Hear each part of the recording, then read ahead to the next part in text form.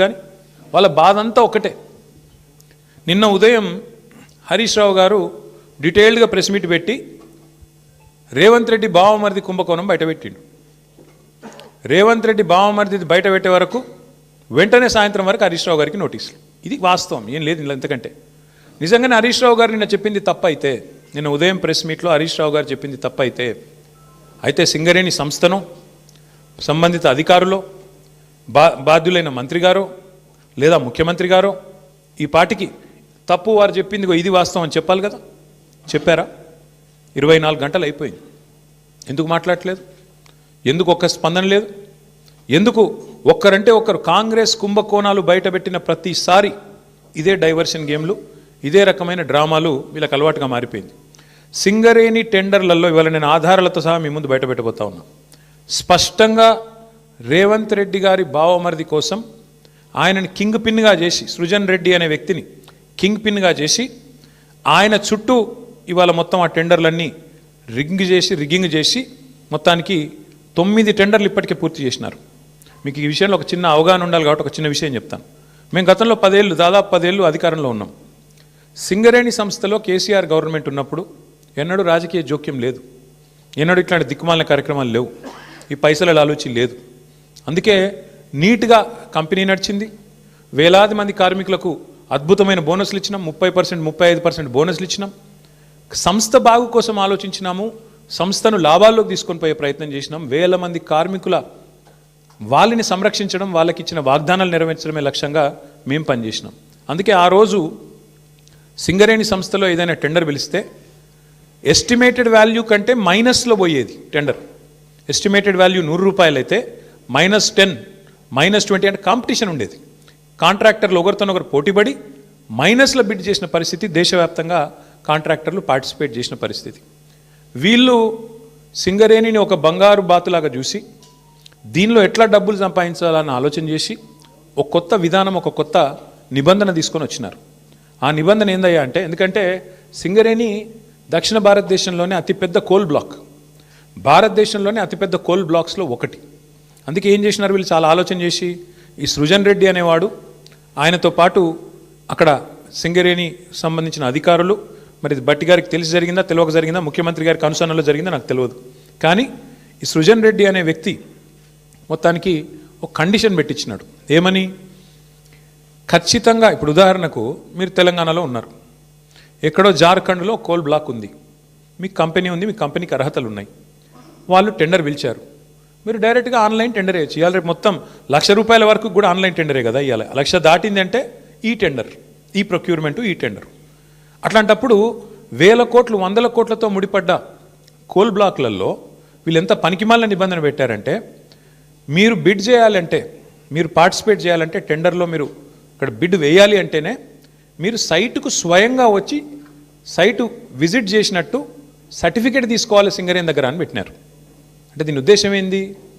ప్రపంచంలో ఇప్పుడు ఆస్ట్రేలియా వాడు ఉంటాడు, అమెరికా వాడు ఉంటాడు, వాడు సింగరేణి బిడ్లో పార్టిసిపేట్ చేయాలంటే వాడు స్వయంగా రావాలా, వచ్చి సింగరేణి అధికారులను కాలు పట్టుకొని, వాళ్ళని వేలు పట్టుకొని బతిమలాడి ఆ సర్టిఫికేట్ తీసుకోవాలి, సైట్ విజిట్ చేసినా అని. వీళ్ళు ఏం చేస్తున్నారు?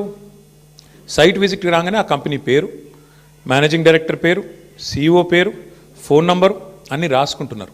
రాసుకొని సుజన్ రెడ్డి స్వయంగా బెదిరిస్తున్నాడు ఫోన్ చేసి, నేను ముఖ్యమంత్రి బామ్మరిది మాట్లాడుతున్నా, మీరు ఇందులో పాల్గొనొద్దు అని బెదిరిస్తున్నాడు. వినలేదనుకో, మేము వేస్తామా, మాకు సీనియారిటీ ఉందంటే వెంటనే ఏం చేస్తున్నారు? వాళ్ళకి సర్టిఫికేట్ ఇస్తలేరు, వాళ్ళు సైట్ విజిట్ చేసినట్టు కూడా సర్టిఫికేట్ ఇవ్వట్లేదు. తద్వారా వాళ్ళు పార్టిసిపేట్ చేయకుండానే ఎగరగొడతా ఉన్నారు. ఇది జరుగుతూ ఉంది సింగరేణిలో. ఇప్పుడు నైనీ కోల్ బ్లాక్ ఏదైతే నిన్న బట్టి విక్రమార్క గారు రద్దు చేశారో, ఆ రద్దు వెనుక ఉన్నది కూడా వాటాల పంచాయతీ, మీకు తెలుసు. అట్లాగే ఈరోజు సింగరేణిలో జరుగుతున్నది కూడా అచ్చంగా ఇదే ఆధారంగా, ఇదే పద్ధతుల్లో ఏం జరిగింది అంటే, ఇప్పుడు నేను చదివి వినిపిస్తాను, మీరు వినండి. ఇది కొత్తగా ప్రారంభమైంది కాదు. రేవంత్ రెడ్డి గారి గవర్నమెంట్ రాగానే, కాంగ్రెస్ గవర్నమెంట్ రాగానే ఈ దోపిడీ స్టార్ట్ అయింది. ఎప్పుడు స్టార్ట్ అయింది?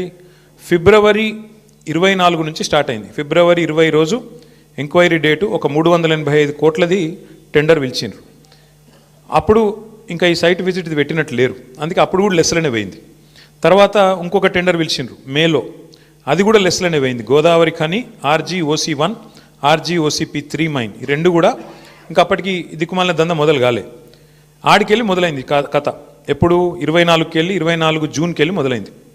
ఫస్ట్ టెండర్ ఎప్పుడు స్టార్ట్ అయిందంటే విక్రమ్ రెడ్డి అన్నట్టు ఆయన కాంట్రాక్టరు, తర్వాత సృజన్ రెడ్డి, దీక్షిత్ రావు, జి వెంకటేశ్వర్ రెడ్డి, తర్వాత సిహెచ్ సుశాంత్, సుధీర్ హీరాలాల్ ధోలు, వీళ్ళందరూ కలిసి రింగ్ అయ్యి మొత్తానికి ఇప్పటికీ 7 టెండర్లు అన్నీ కూడా ఎక్సెస్ బేసిస్లో ఇదే సైట్ విజిట్ సర్టిఫికేషన్ అనే అడ్డమైన నిబంధన పట్టుకొని, అంటే కాంట్రాక్టర్ సైట్కు రావాలి, వస్తేనే సింగరేణి సర్టిఫికేట్ ఇస్తుంది.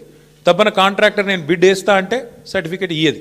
సృజన్ రెడ్డి ఫోన్కు ఆయన బెదిరింపులకు లొంగకపోతే వినకుండా ఎక్సెస్ ఇప్పటికీ గతంలో -10, -22లో పోయిన టెండర్లు ఇవాళ డైరెక్ట్గా సృజన్ రెడ్డి కంపెనీకి 207 కోట్ల కాంట్రాక్టు +12%కి వచ్చింది. శోధా కన్స్ట్రక్షన్స్ అనే కంపెనీ సృజన్ రెడ్డిది, అలా భార్య పేరు ఉంటుంది అందులో. ఇది వాస్తవమా కాదా దయచేసి మీరు తెలుసుకోండి, కాపీ కూడా మీ అందరికీ ఇస్తాను, మీరు కూడా తెలుసుకోవచ్చు. అట్లాగే వీళ్ళందరూ ఇప్పుడు జీవీఆర్, సిహెచ్ సుశాంత్, దీక్షిత్, అంతా ఒక రింగు ముఠా ఇది. ఈ ముఠాకి నాయకుడు సృజన్ రెడ్డి, రేవంత్ రెడ్డి బావమర్ది, వీళ్ళందరూ కలిసి వేసిన రింగు టెండర్లు. ఇది నిన్న హరీష్ రావు గారు బయట పెట్టిండు. ఏమన్నాడు హరీష్ రావు గారు నిన్న? 9 ఒక్కటే రద్దు చేస్తే సరిపోదు బట్టి గారు, మరి నీకు తెలియకుండా జరుగుతున్నాయి ఇవన్నీ, ఇవి కూడా రద్దు చేస్తావా లేదా అన్నాడు. దాంతోనే ఏంది ప్రభుత్వం లిక్కిపడ్డది. ఓహో మా దొంగతనం బయటపడుతుంది కాబట్టి ఏం చేయాలి, హరీష్ రావుకు నోటీసు. నేను సాయంత్రం నోటీసు, పొద్దున ఎంక్వైరీ. ఇది మొదటిసారి కాదు, 1000 కోట్లకు పైగా సివిల్ సప్లై స్కామ్ జరిగిందని బయట పెట్టంగానే అప్పుడు ఇట్లనే డైవర్షన్. మూసీ 1,50,000 కోట్ల కుంభకోణం బయట పెట్టంగానే అప్పుడు ఇట్లే డైవర్షన్. కొడంగల్లో అల్లుడు గారి ఆమ్యామ్య లగచర్ల భూములు కొట్టేస్తున్నాడు, అల్లుడు గారి కోసం ఆయన మ్యాక్స్ బిఎన్ అనే ఫార్మా కంపెనీ కోసం అనగానే అప్పుడు ఇట్లనే మా నరేందర్ రెడ్డిని తీసుకుపోయి 37 రోజులు జైల్లో పెట్టిండ్రు, ఆయనతో పాటు రైతులను జైల్లో పెట్టిండ్రు. తర్వాత విద్యుత్ కుంభకోణం, కాళేశ్వరం కమిషను, ఫోన్ ట్యాపింగు, గొర్రెల సాము, ఫార్ములా ఈ, మన్ను మశానం అని ఫోన్ ట్యాప్, మొత్తానికి 2 ఇయర్స్ టైంపాస్ వ్యవహారం తప్ప ఒక్కటంటే ఒక్కటి ఈరోజు వరకు రుజువు చేసింది లేదు, పీకింది లేదు. అయినా ఇంకోటి వీళ్ళు మర్చిపోతున్నారు, హరీష్ రావు గారు అంటే ఎవరు? హరీష్ రావు గారు మీ మొత్తం క్యాబినెట్నే అసెంబ్లీలోనే ఫుట్బాల్ ఆడుకున్నాడు కదా. మీకు సబ్జెక్ట్ రాదు, మీకు తెలియదు, పీకది. ఆయనతోనే అసెంబ్లీలోనే అందరి ముంగటనే తిట్లు పడ్డారు మీరు, 8 మంది మంత్రులు దెబ్బలు పడ్డారు మీరు. అట్లాంటి ఆయన ఇవ్వాలన్నట 5-6 పోలీసు అధికారుల మీద కూర్చోబెడితే ఏం ఫరక పడుతుంది? మీ మంత్రులనే ఫుట్బాల్ ఆడిండు, ఈ పోలీసు అధికారులు ఎంత అంటే నాకు అర్థం కాదు. చేయని తప్పుకు ఏదో పనికి మళ్ళీ కేసు పెట్టి ఇబ్బంది పెడతాం అనుకుంటే భయపడతామా? ఎవరు భయపడతారు? ఎందుకు భయపడతాము? అయినా సాక్షాత్తు సుప్రీంకోర్టు చెప్పింది కదా, ఫోన్ ట్యాపింగ్ కేసులో పసలేదు, ఏదో పనికిమాలిన కేసు అని కొట్టేస్తే సిగ్గులేదా రేవంత్ రెడ్డి? బుద్ధి జ్ఞానం ఉందా అసలు నీకు? ఇట్లా చేయొచ్చునా? ప్రభుత్వం నడపవయ్యా అంటే నీకు ఏమి చెప్పొచ్చినావు అధికారంలోకి? నువ్వు 6 గ్యారంటీలు అంటివి, తులం బంగారం ఇస్తా అంటివి, 4,000 పెన్షన్లు ఇస్తా అంటివి, మహిళలకు 2,500 అంటివి, 26 నెలలు అయిపోయాయి. అది చెప్పే ముఖం లేదు, అది చెప్పే తెలివి లేదు. అందుకే కవర్ ఏం చేయాలి? ఇట్లనే మీడియాని మేనేజ్ చేసుకోవాలి, మీడియా వాళ్ళు ఇళ్ళకు న్యూ ఇయర్స్కు కాలు మొక్కాలి, వాళ్ళను ప్రసన్నం చేసుకోవాలి, అడ్డమైన రాతలు వాళ్ళతో రాయించుకోవాలి. ఇది నీ చిల్లర బుద్ధి, ఇది నీ లేకి బుద్ధి, ఇది రేవంత్ రెడ్డి యొక్క చిల్లర వ్యవహారం. వీళ్ళకు రాజ్యాంగం మీదనే కాదు, స్పీకర్ గారిని చూసినాం మనం, రాజ్యాంగం మీదనే కాదు, వీళ్ళకు సుప్రీంకోర్టు మీద కూడా గౌరవం లేదు సన్నాసులకు. ఇది వాస్తవం. అందుకే ఇవాళ సుప్రీంకోర్టు ఫోన్ ట్యాపింగ్ జరగలేదురా అని చెప్తే కొట్టేస్తే హరీష్ రావు గారి మీద కేసు, అయినా నోటీసులు ఇచ్చినారంటే వీళ్ళకి ఎంత తెలివి ఉంది, వీళ్ళు ఎంత తెలివైన వాళ్ళు దీంతోనే చెప్పొచ్చు. ఇంకొక మాట కూడా నేను చెప్తా ఉన్నా ఇవాళ రేవంత్ రెడ్డికి, ఇంకో 1000 సిట్లు వేసుకో, ఏం చేసుకుంటావో చేసుకో, మా నాయకులందరికీ నోటీసులు ఇచ్చుకో, ఏమన్నా చేసుకో, భయపడం. బీఆర్ఎస్ తెలంగాణ ప్రజల గుండె చప్పుడు, తెలంగాణ ప్రజల గొంతు బీఆర్ఎస్, తెలంగాణ ప్రజల బలం, గలం, తెలంగాణ దళం, కేసీఆర్ బృందం బీఆర్ఎస్. మేము ఎవ్వరికి భయపడం, బరాబర్ కొట్లాడతాం. నీ కాంగ్రెస్ పార్టీని, నీ ప్రభుత్వాన్ని అంతు చూసేదాకా ప్రజల తరపున నిలదీస్తూనే ఉంటాం. నువ్వు ఎన్ని విచారణలనే చేసుకో, ఎన్ని రకాలుగా మా వాళ్ళని వేధిస్తున్నావు ఈ వేదిక మీద కూర్చున్న వాళ్ళందరికీ తెలుసు.